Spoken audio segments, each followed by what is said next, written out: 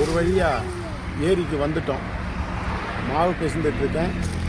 ரெண்டு கூட அவங்கள கையில் பிஸ்கெட் உனக்குன்னு நினச்சியா?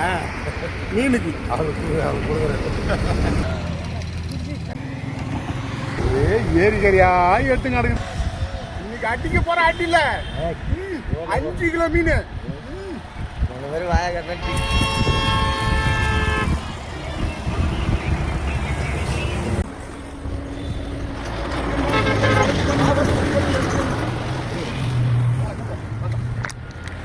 வந்து 3 மணி நேரம் ஆச்சு, ஒன்றும் கிடைக்கல.